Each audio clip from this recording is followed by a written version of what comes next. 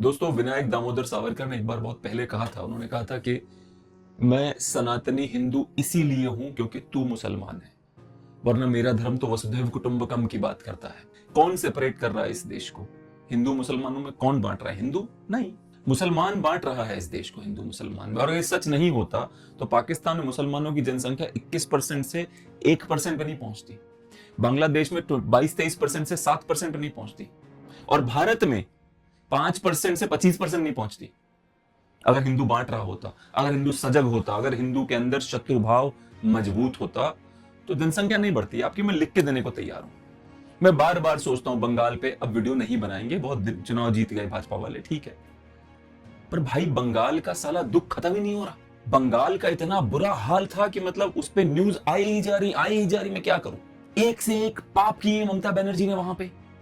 ममता बनर्जी के गुंडों ने आग लगा दी शहर में यार। हिंदू महिलाओं को बीजेपी के वोट करने के चक्कर में नंगा कर दिया उन्होंने यार। और हमें बताया जा रहा है कि नहीं भाई साहब, आप जो है सेक्युलरिज्म के लिए सब चलेगा।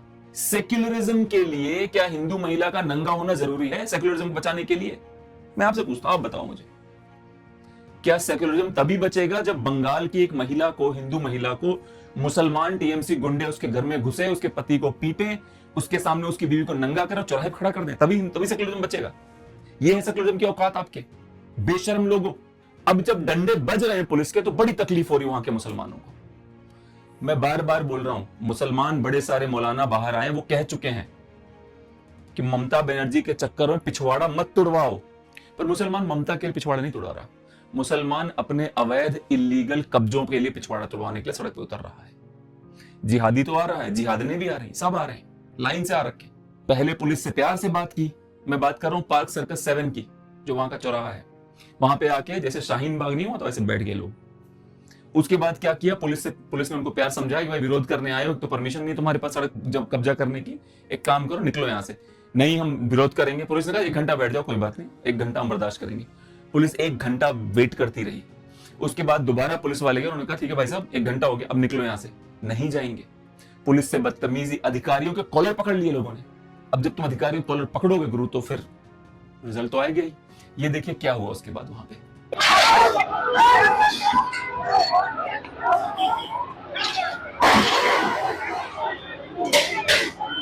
ये देखिए लाठीचार्ज कर दिया पुलिस ने सबको भगाने की कोशिश की। देख सकते हैं आपके लोग यहाँ से भाग रहे, लोगों को भगाया जा रहा है। यहाँ पे जो लोग हैं ये लोग भागने की कोशिश कर रहे हैं। पुलिस ने बहुत देर रिक्वेस्ट किया, जिसके बाद लाठीचार्ज कर दी गई है। अब देख सकते हैं चारों तरफ से यहाँ से लोग भाग रहे। आपको पता है उस तरफ जहां भी लोग खड़े, जहां भी भीड़ लगी है, वहां से भगाने की कोशिश की जा रही है। इस तरफ भी आए, आपको इस तरफ भी दिखाने की कोशिश करते हैं। ये देख लीजिए लोगों के चप्पल गिरे हुए हैं, चश्मे गिरे हुए हैं। यहाँ लोगों को इस तरफ भगाया गया है। मैं अशफाक आपसे रिक्वेस्ट करूंगा, काफी गर्मी है, सिस्टम गर्म हो जा रहा है, मैं समझ रहा हूँ, और सिस्टम गर्म होने के बाद कहीं ना कहीं ये चल जा रहे। सड़कों में गिरे चप्पल आप देख सकते हैं। बहुत देर पुलिस ने रिक्वेस्ट किया, जिसके बाद लोगों को यहाँ से खदेड़।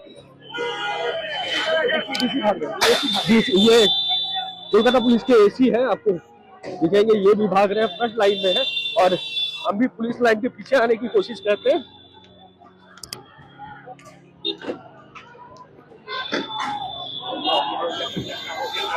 ये नहीं होना चाहिए था पार्क सर्कस में। जो फिलहाल ईंटें चलती हुई दिख रही है, पुलिस के गार्डरेल को तोड़ता हुआ दिख रहा है।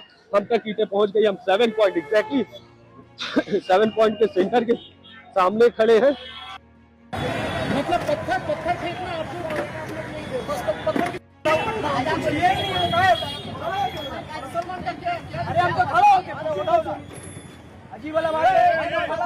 ये हुआ, पत्थरबाजी की गई दबा के। 1947 में जब मोहनदास गांधी और जवाहरलाल नेहरू टाइप के जो छोटे दर्जे के नहीं होते, जिनकी सोच छोटी होती है, जो दूर का नहीं सोचते, नॉन विजनरी लीडर जिनको कहा जाता है, जब ये नॉन विजनरी लीडर्स अपने फैसले ले रहे थे, उनको ही नहीं पता था कोलकाता का ये हाल हो जाएगा। उनको नहीं पता था। मैं ब्लेम किसको करूं? कांग्रेस के राष्ट्रपिता को करूं या कांग्रेस चाचा को करूं? किसको किया जाए ब्लेम इस सिचुएशन की जो आज 80 साल बाद इस देश में देखने को मिल रही है? कांग्रेस के बाप को करूं, कांग्रेस के चाचा को, किसको पकड़ूं इसके लिए मैं? सरदार पटेल ने कलकत्ता में ही भाषण दिया था उस समय जाके। उस समय सरदार पटेल ने कलकत्ता में जाके, मुसलमान थे उस सभा में जब उन्होंने भाषण दिया था 1947 में ही। आइए देखिए क्या था उनका भाषण। हिंदुस्तान में जो मुसलमान पड़े हैं वो मुसलमान ने, काफी लोगों ने, ज्यादातर लोगों ने पाकिस्तान बनाने में साथ दिया। ठीक दिया, अभी ठीक है। लेकिन अब एक रोज में, एक रात में क्या दिल बदल गया? वो मुझे समझ में नहीं आता कैसा बदल गया कि एकदम से कहें हम तो मान लो। तो ये मेरी समझ में नहीं आता कि एक रोज में दिल सबका कैसा बदल गया। तो वो कहते हैं कि हम वफादार हैं, तो हमारी वफादारी में शंका क्यों की जाती है? आपको सस्पिशन क्यों आता है? तो हम कहते हैं भाई हमको क्यों पूछते हो? आपके दिल को पूछो, भीतर पूछो, हमको मत पूछो। आज भी ये सवाल वही का वही है। आज भी मुसलमान पूछता है हम पे शंका क्यों करते हो? अरे भाई, तुम्हारी सारी हदीसें, सारे तुम्हारी किताबें यही इशारा करती हैं दारुल इस्लाम, दारुल इस्लाम, दारुल इस्लाम। 2 देश तुमने ले लिए, गटक गए फटाफट। पहले अफगानिस्तान खा गए, फिर पाकिस्तान खा गए, इधर बांग्लादेश खा गए, म्यांमार खाने को तैयार हो तुम। बाकी धर्मों को तुम्हें रहने का हक ही नहीं दुनिया में, बाकी को होने नहीं चाहिए, सिर्फ तुम होने चाहिए बस। तो जब तुम ऐसी हरकत करोगे तो सरदार पटेल को ये बात कहने का पूरा हक है कि जब 95% लोग बनवाना चाहते थे पाकिस्तान, तो गए क्यों नहीं तुम वहां पे? क्योंकि तुम्हें ये सब करना था जो तुम कर रहे हो उस टाइम पे। तुम्हें ये सब इस देश में करना था, पत्थरबाजी करनी थी तुम्हें ड्रामे करने थे। अब देखो मुसलमान पक्ष के लोग, बाद में क्या होता है, पहले पत्थरबाजी करो, फिर आके मना करने लग जाओ, कहने हम तो थे ही, हमने किया ही नहीं। अरे भाई साहब हम तो थे ही नहीं। और ये जो शक्लें होती हैं हाथ जोड़ के, बुढ़े, औरतें, भाई, मतलब मुझे नहीं पता, शायद कुछ अशरफ वर्ग के जो मुसलमान है वो सचमुच में अच्छे लोग हो सकते हैं। बाकी तो भाई जो सड़क पे मिलता है बंदा, वो सब झूठा ही झूठा मिलता है, लाइन से झूठे लोग मिलते हैं अनफॉर्चुनेटली। एंड मैं ये नहीं कह रहा हूं हिंदुओं में झूठे, हिंदुओं में श्योर झूठे लोग होंगे। मुझे कुछ ऐसे लोग मिले हैं जो बहुत सच्चे लोग हैं, जेन्युइनली सच्चे लोग हैं, पर वो सैयद वैयद टाइप के लोग हैं, जो सैयद होते हैं, जो सचमुच में खान होते हैं। आजकल खान बहुत घिसा हुआ नाम है, कोई भी खान लगा ले रहा है। जैसे हमारे यहाँ सिंह नाम है हम लोगों का, कोई भी सिंह बन जाता है। किसी का, हर किसी को नाम सिंह है भाई साहब, वही खान नाम का इस्लाम में बेइज्जती हो रखी है, जिसको देखो वही खान बन जाता है। जो संभ्रांत परिवारों के मुस्लिम, उनसे आप बात करो, आपको लगेगा भैया ये सड़क पर पत्थर नहीं चलाएगा, ना ये झूठ बोलेगा इतने आसानी से, क्योंकि इसका घर ऐसा है, इसकी ऐसी सोच है। जब बांग्लादेश का रोहिंग्या भिखारी, भिकमंगा, जब वो इंडिया में घुसेगा तो ऐसी हरकत करेगा। प्रॉब्लम मेरी तब होती है जब भारत का मुसलमानों के खिलाफ नहीं खड़ा होता, उसका समर्थन करता है इस्लाम के नाम पे, तब मुझे प्रॉब्लम होती है। अब आप ये वीडियो देखिए, मुसलमानों के पक्ष का है, देखिए कैसे पत्थर चलाते हैं।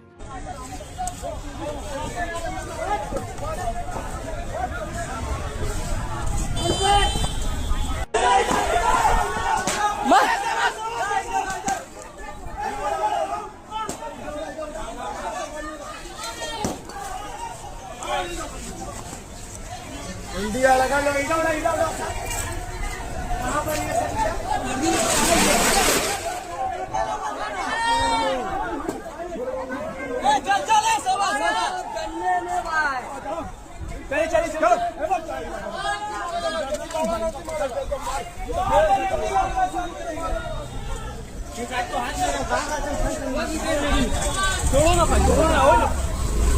हाँ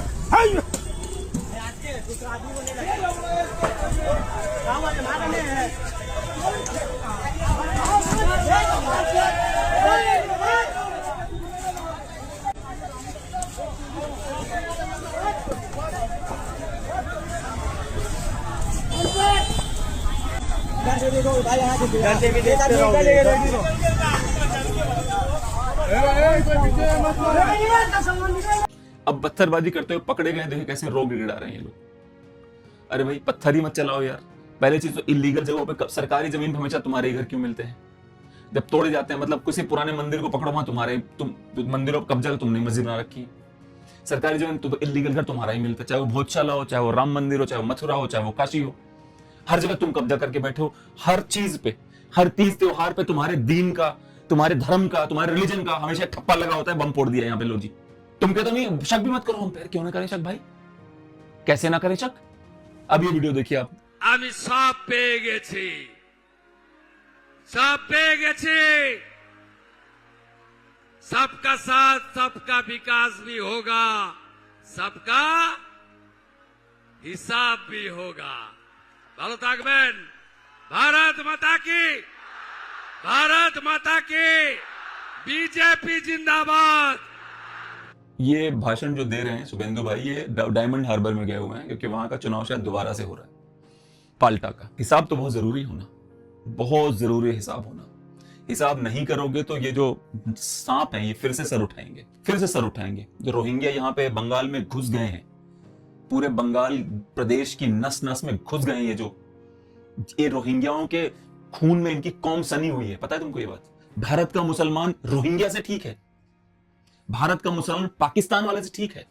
मैं आपको गारंटी देने को तैयार हूं इस बात की, क्योंकि उनके आसपास वो हिंदू कब समुदाय में रहता है, वो देखता है कैसे जिंदगी चलती है। उसको नहीं पता ये बात, भारत के मुसलमान को नहीं पता, पर वो उनसे अच्छा है। वैसे बहुत सारे लोग कहते हैं, इंक्लूडिंग वो जो टर्की का प्राइम मिनिस्टर प्रेसिडेंट है, वो अरबरगान ऐसे कुछ नाम है उसका, अरबरगान, वो कह रहा था कि मुसलमान मुसलमान होता है, अच्छा बुरा कुछ नहीं होता। जो आतंकवादी वो भी मुसलमान है, मैं भी मुसलमान हूं, अच्छा मुसलमान तो मैं तो भी मुसलमान है, हम सब सेम है, अलग मत करो हमको। हम भी वही बोलते हैं भाई। तो भारत का बंदा आके बोलता नहीं मैं तो अच्छा वाला हूं, मेरे भरोसा करो, मेरा ट्रस्ट मानो, मैं अच्छा वाला हूं। अब करें तो क्या करें, समझ में नहीं आता। ये अगला वीडियो देखिए आप। एक महिला बहुत गुमसुम टाइप की, जैसे कहते हैं ना, मेंटली सिचुएशन नहीं थी ठीक। मैंने ये कौन है कि ये इस घर की बहू है, और पिछले चुनाव में ये बीजेपी की मंडल उपाध्यक्ष थी। और ये जो बच्ची आप देख रहे हो, ये उस वक्त 6-7 महीने की रही होगी, मतलब गोद में। तो मैंने क्या हुआ फिर, बोले कुछ नहीं, वोट डालकर आया ये। वोट डालने के बाद अगले दिन इनके घर में 15 से 20 टीएमसी के मुस्लिम गुंडे जिसे बोलते हैं, वो इनके घर में घुस गए, इसके पति को मारा, बाहर भगाया, और इसकी बच्ची जो आज 5.5-6 साल की है, वो कुछ महीने की थी उस वक्त, उसके कनपट्टी पे तपंचा रख दिया, इसे मार देंगे, सारे कपड़े उतार अपने। तो माँ को तो अपनी बच्ची की ज्यादा परवाह, तो उस महिला ने सारे कपड़े उतार दिए, बोले चाय बना के ला। ऐसा कभी आपने फिल्मों में नहीं देखा होगा, जो दरिंदगी उन लोगों ने की, उससे चाय बनवाई। चाय बनवाने के बाद चाय लेकर आई तो उसके 3-4 थप्पड़ और मारे कि जा बिस्किट लेकर आ, वो वाले बिस्किट तो है नहीं। उस महिला ने जवाब दिया बाहर से लेकर आ। वो नंगी बिना कपड़ों के बाहर से। ये संदेश खाली में घर घर की ये कहानी है, यही मैं बता रहा हूँ ना। और ये कहानी मतलब आज वो उसे मारा नहीं तो वो जिंदा लाश बनकर है, तो करीब मुझे मार दो, तो ये सच्चाई थी टीएमसी के गुंडों की, जो मैं खुद देख कर आया। दोस्तों आपने देखा ये जो आदमी है, ये बीजेपी का बंदा नहीं है, न्यूज़ 18 का रिपोर्टर है। ये सिचुएशन बता रहा है। महिला केवल बीजेपी में उपाध्यक्ष मंडल की, उसके घर में घुसते हैं, उसके पति को मार के भगा देते हैं, उसको नंगा करते हैं। टीएमसी के मुस्लिम गुंडे नंगा करते हैं, बोलते हैं चाय बना के ला। वो चाय लेके आती है तो बोलते हैं बिस्किट वही वाला खाना है हमको, तो बोलती है मेरे घर में नहीं वो बिस्किट, बोलते हैं नंगी जा बाहर से लेके आ। फिर वो नंगी जाती है, बाहर से बिस्कुट खरीद के लाती है, क्योंकि उसकी 6 महीने की बेटी के सर पे गन रखी होती है। ये लिबरांडू और ये सेक्युलर, ये भड़वे हमको समझाते नहीं, ममता दीदी सेक्युलर हैं, इन पे भरोसा करो। हमको समझा रहे हैं, दिखा रहे हैं, देखो क्या क्या होता है। ये इतना भरोसा नहीं होता। और एक वीडियो देखो आप। 1990 में जिस मंदिर को चंदा जुटाकर लोगों ने बनाया था, उसके भोग घर को टीएमसी ने पार्टी ऑफिस बना दिया था। इसको लेकर अब बीजेपी वर्कर्स ने फिर से उसे मंदिर बना दिया। बीरभूम जिले के रामपुर हाट में स्थानीय लोगों और बीजेपी कार्यकर्ताओं ने मिलकर एक मंदिर से टीएमसी का कब्जा हटा दिया, जिसके भोग घर में कब्जा कर लंबे समय से पार्टी ऑफिस चलाया जा रहा था। 1990 में स्थापित श्री श्री राधा गोविंद मंदिर लंबे समय से क्षेत्र के लोगों की आस्था और श्रद्धा का केंद्र था, लेकिन टीएमसी के कब्जे के बाद लोग इतनी हिम्मत नहीं जुटा पाए कि सरकारी अतिक्रमण का विरोध कर सकें। लेकिन अब बीजेपी सरकार आते ही बिना विरोध के एक बार फिर से मंदिर खुलने के साथ ही पूजा पाठ भी शुरू हो गया है। देखो कब्जा कर रखा है, मंदिर पे कब्जा कर रखा है। जो उसका जिस घर में भगवान को भोग चढ़ा, उस पे कब्जा कर पार्टी ऑफिस बना लिया। क्योंकि टीएमसी में अधिकतर मुसलमान कार्यकर्ता है, उन्हें फर्क पड़ता मंदिर से? तेरे चूतिया लिब्रांडू, उन्हें क्या फर्क पड़े? शर्जील इमाम को भूल गया? क्या बोल रहा था वो अपने भाषण में? मैं चाहता हूं गैर इस्लामी लोग मेरे यहाँ आए और नाराए तकबीर का नारा लगाएगा। नारे अल्लाह अकबर बोलेगा तू? नहीं बोलेगा ना। तो लिब्रांडू बना खत्म कर अपने अंदर से। अब ये वीडियो देख। সন্দেশখালীর আর একটা রূপ তো এটা। আজকের এখানে বাক স্বাধীনতা চলে গিয়েছিল, জয় শ্রীরাম বলা যেত না আগে, এমন একটা পজিশন ছিল। পঞ্চায়েত তো নমিনেশন ফাইল করতেই দেয়, রাস্তা দিয়ে গেলে মারবে, কে মেরে দিবে, জীবন নিয়ে নরমতি দি। এই আশেপাশের এত দোকান আছে আপনারা দেখতে পাচ্ছেন, লক্ষ্য করে দেখবেন তারা হচ্ছে কি বলবে তাদের মাস ভাড়া দিতে হতো। মাসে কত করে নিত? 5000 টাকা। কোনো অন্যায় করিনি, টিএমসি ছেলেরা আমি ভোট দিতে গেছি, তাও রাস্তায় আটকাচ্ছিল। কালো বছর তো ভোটই হয়নি, পুরোটাই লুট হতো, যা ভোট হতো। আজকে এই মুহূর্তে আমি এসেছি ফলতায়। কেন এসেছি বলুন তো? কারণ ফলতায় 21শে মে পুনর্নির্বাচন রয়েছে। এখানে একবার 29 अभी आपने देखा ये दुकानदार हैं वहां के जो कह रहे हैं टीएमसी के गुंडे हर महीने 5,000 रुपए हर दुकान से हफ्ता वसूलते थे। मैं ये चुनाव होने से बहुत पहले से आपको बताता आ रहा हूं, टोलाबाजी, टीएमसी की टोलाबाजी, हर चीज में टोला लेते हैं वो। अगर आप अपना घर बना रहे हैं, सीमेंट ला रहे हो, उसमें पैसा लेंगे आपसे, वो सरिया ला रहे हो, उसमें पैसा लेंगे आपसे। ये दुकानदार बता रहे हैं टोलाबाजी क्या करते थे वो लोग। और वहां पे पता है वो जो गमछा पहन के गया था वो बीजेपी का नेता नहीं है, वो सीपीआई का नेता है, कम्युनिस्ट है वो। बंगाल इकलौती ऐसी जगह है जहां के कम्युनिस्ट इंसान है। कम्युनिस्ट तो घटिया ही होते हैं पूरे विश्व के।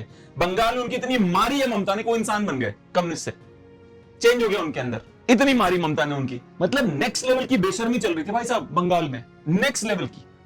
लेकिन कोई न्यूज ऐसी नहीं थी जो वहां से छन के बाहर आ जाए। ये होता है खौफ, ये होता है जलवा गुंडागर्दी का।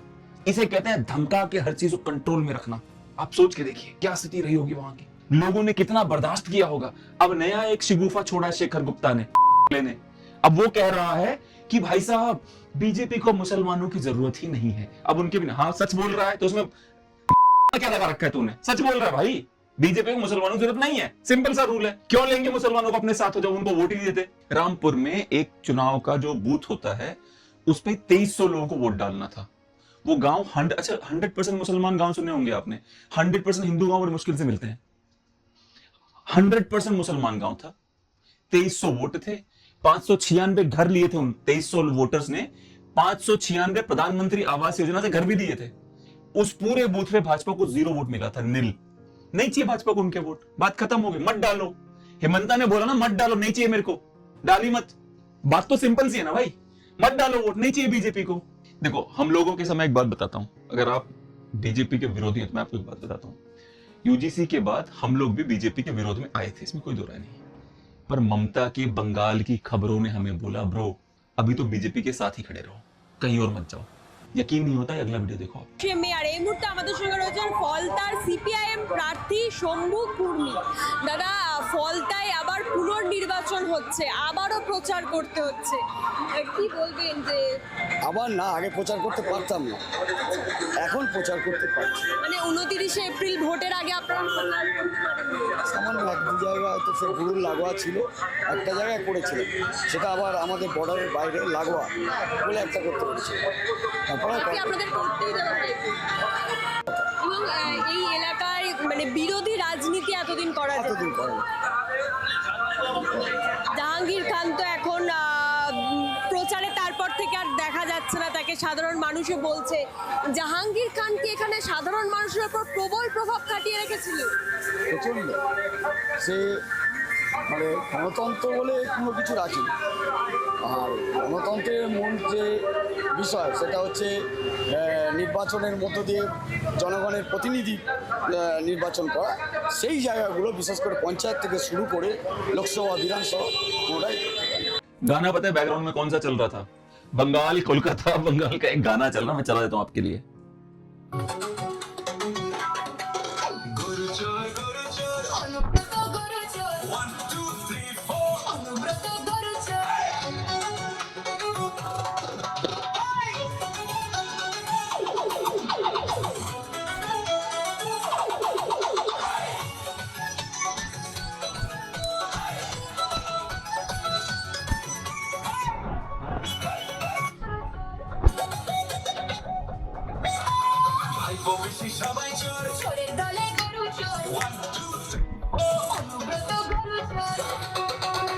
ठीक है, तो ये गाना चला है बंगाल में।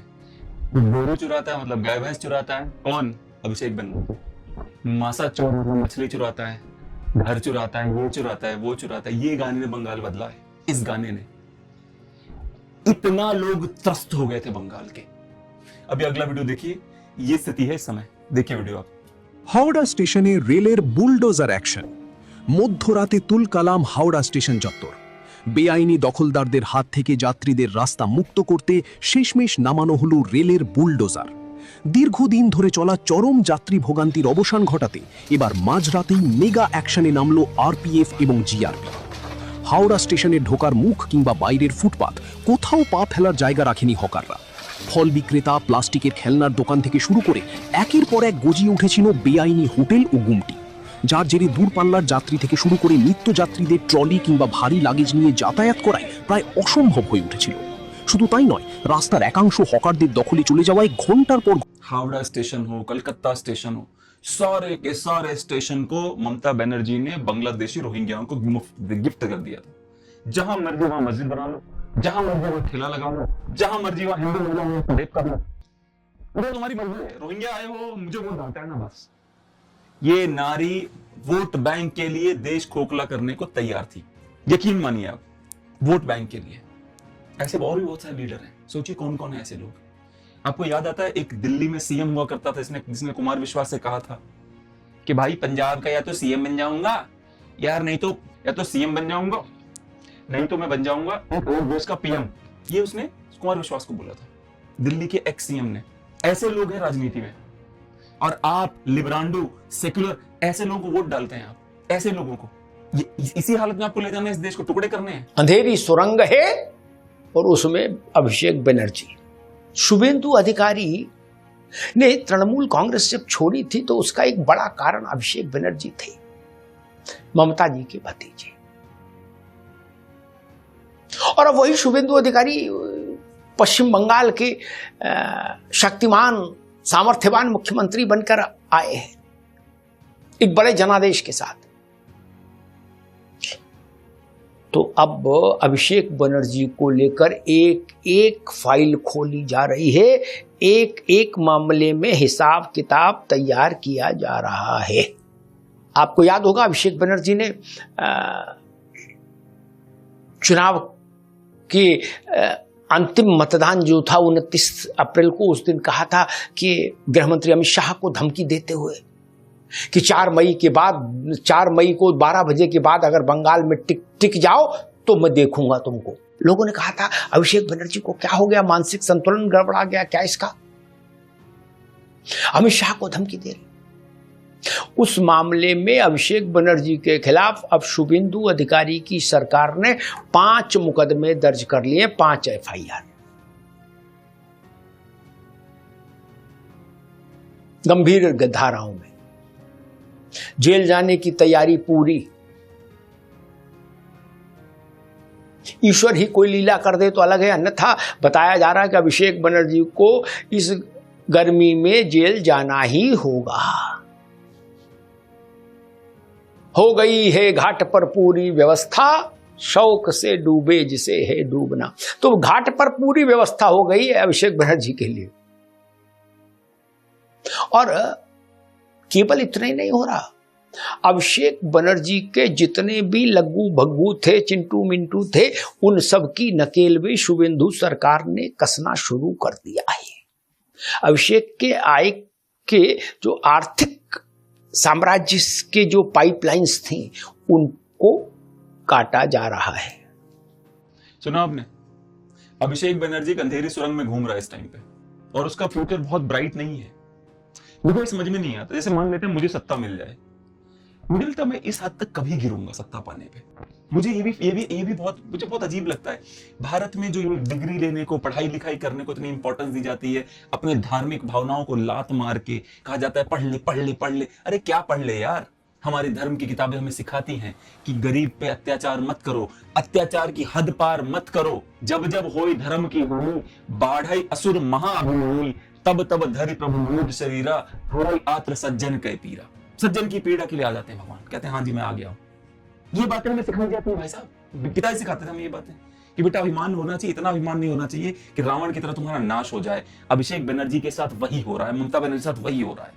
सत्ता का घमंड में इतने चोर हो गए थे, हम्बलनेस नाम की कोई चीज नहीं थी। लगता था कि रोहिंग्या आएंगे तो हमको वोट देंगे, थोड़ा बहुत हिंदुओं से ले लेंगे और जीत जाएंगे।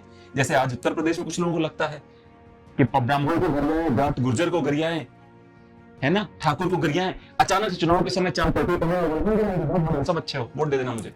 उनको भी लगता है कि वोट मिल जाएगा, नहीं मिलेगा। उत्तर प्रदेश गया हाथ से, बीजेपी के पास है, अगले 15 सालों तक है, उखाड़ लो जो उखाड़ना है।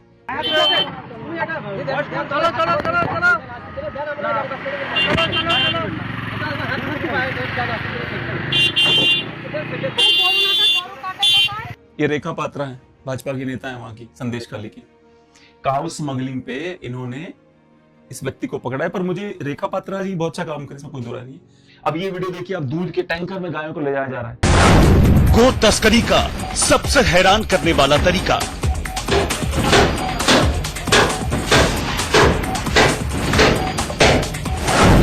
दूध टैंकर के अंदर दर्जन भर गाय।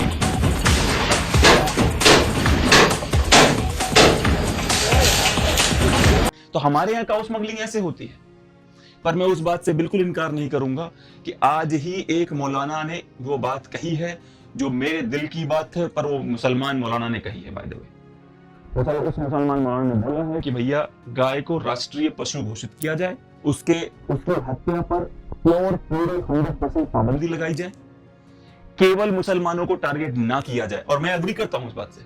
बहुत सारे हिंदू भी हैं जो काउ स्मगलिंग या गाय वाले बिजनेस में इन्वॉल्व हैं, बहुत सारे हिंदू, केवल मुसलमान टारगेट नहीं होना चाहिए इसमें। बात तो सही है। हम हिंदुओं को भी एक बात सीखनी पड़ेगी, जब भी मुसलमान कोई गलती करते हुए पकड़ा जाता है हमारा खून खोल जाता है, और वही गलती हिंदू करता है हम गुस्सा आता है पर उतना नहीं आता। ये क्यों भाई? हम मुसलमान नहीं है, हमारे शास्त्र में उसकी शिक्षा नहीं देते। आपका खून खोल रहा है, कन्वर्जन रोकिए। बंगाल में कन्वर्जन भी रोक दिया गया है, कन्वर्जन पे भी लॉ आ रहा है बंगाल में। एक इंसिडेंट आसनसोल में कल हुआ था, अब तक 15 अरेस्ट हुआ है। जो लोग फाड़ी को तोड़फोड़ किया है, हमारी कानून है प्रदेश में, एक कानून लागू होगा। तोड़फोड़ करने वाला का खिलाफ तो पुलिस कस्टडी, रिमांड, इंटरोगेशन वो तो होगा ही होगा। साथ साथ जो डैमेज हुआ गवर्नमेंट प्रॉपर्टी, उनका पर्सनल एक्सचेकर से वो भी वसूल करने का डायरेक्शन होगा, हम लोग दे दिया। कोई सरकारी प्रॉपर्टी पर हाथ मत उठाओ। पुलिस इंजर्ड होगा तो छोड़ने वाला हम लोग नहीं है। पुलिस को हम लोग सब जो ऑर्डर हम लोग एक हफ्ते में दिया है, regarding slaughter shop, regarding sound pollution, regarding illegal sand coal mine, regarding toll illegal toll plaza, जो दिया है हम सब बताया। हम लोग हड़बड़ी का कोई बात नहीं है। 2 हफ्ता, 3 हफ्ता, 1 महीना ले लीजिए, शुरू तो करे, शांति से करे, बात करके करे, सबको लाइन में लाइए, सबको थोड़ा कानून को आपका अच्छा तरीके से उसको ब्रीफ कर दीजिए। जरूरी होगा तो सर्कुलर को आपका बांग्ला में भी कर दो, हमारी हिल में नेपाली में कर दो, कोई दिक्कत नहीं है। हाँ, जरूरी होगा तो हिंदी में भी ट्रांसलेट कर दो, करके पूरा सिस्टम को ठीक ठाक करो। और हम लोग रिक्वेस्ट करेगा, honourable chief secretary, home secretary को रिक्वेस्ट करेंगे, मैं होम मिनिस्टर साहब को रिक्वेस्ट करूंगा, 2 महीने CAPF है उसको और भी रखना चाहिए। पुलिस का यहाँ मैन पावर 0 है। भैया शुभेंदु अधिकारी इस समय सिंघम है बंगाल का। क्या जैसे योगी बाबा ने कहा था ना कि अगर दंगा करोगे तो तुम्हारी पर्सनल प्रॉपर्टी को बेच के पैसा लूंगा, जो सरकारी संपत्ति को नुकसान होगा।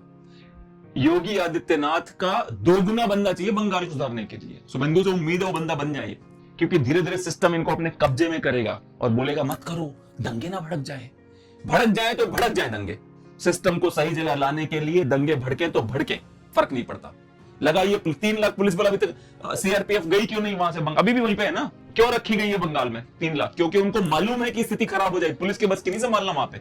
जहां जहां पुलिस जाती है CRPF के लोग साथ में होते ही होते हैं। CRPF by the way Bengal की उस घटिया बिकी हुई वैश्यावृत्ति द्वारा जनित पुलिस के भी ऊपर नजर रखती है, कहीं ऐसा ना हो कि बेच दे दोबारा से बंगाल को ये। क्योंकि पुलिस उनके साथ मिली हुई थी ना, TMC की थी पुलिस। वो पुलिस बंगाल राज्य की नहीं, वो TMC की पुलिस बन चुकी थी। अब उसमें से कुछ अच्छे पुलिस वाले हैं जो निकल के बाहर आ रहे हैं, अन्यथा बाकी पुलिस CRPF के डर से काम कर रहे हैं। CRPF वाले साथ में कर रहे तो कहां जाएंगे लोग पुलिस वाले? बंगाल की स्थिति इतनी भयावह थी, मैं मतलब सोच के हैरान था कि ये खबरें कभी सामने ही नहीं आई। बंगाल की स्थिति ऐसी भयावह है। बांग्लादेश में प्रदर्शन हो रहे, ममता दी को दोबारा लाओ। मैं दोबारा बोलता हूँ, बीजेपी से मेरी बहुत ज्यादा उम्मीद नहीं है, क्योंकि बीजेपी पता नहीं क्या हो जाता है इनको जीतने के बाद। मेरे हिसाब से एक रोहिंग्या को चिन्हित करो, उनके पिछवाड़े पे लात मारो। और अजीत भारती के शब्दों में, वो जो ठाकुर ने लात, जूता नहीं पहना, टुंडा ठाकुर जो था सोले वाला, उसके पैर में कील लगा था, उसमें ऐसा लोहे कील लगा के तब इस बांग्लादेशी रोहिंग्या के मारो, जोर से निकालो इन सालों को बंगाल से बाहर। नहीं निकालोगे, फिर ये कोढ़, ये कुष्ठ रोग दोबारा बंगाल को अपने कब्जे में ले लेगा। दोबारा हिंदू महिलाओं को नंगा करके बोला जाएगा, जा मेरे लिए चाय बना। दोबारा हिंदू बहन बेटियों की इज्जत उनके बाप की आंखों के सामने खींची जाएगी, नंगा करके उनको रेप किया जाएगा। ठीक करो बंगाल, 5 साल मिले हैं, ऐसा सुधारो कि तुम्हारे अलावा कोई सरकार ही ना बने, ऐसा सुधारो इस बार। ये इसी उम्मीद से शुभेंदु अधिकारी जी, इसी उम्मीद से सब कुछ पीछे, पहला 1 साल केवल और केवल बंगाल से मेक श्योर करो कि रोहिंग्या चला जाए। रोहिंग्या चला जाए, आप बंगाल प्रॉब्लम सॉल्व हो जाएगी, बस सिंपल सा रूल है। धन्यवाद।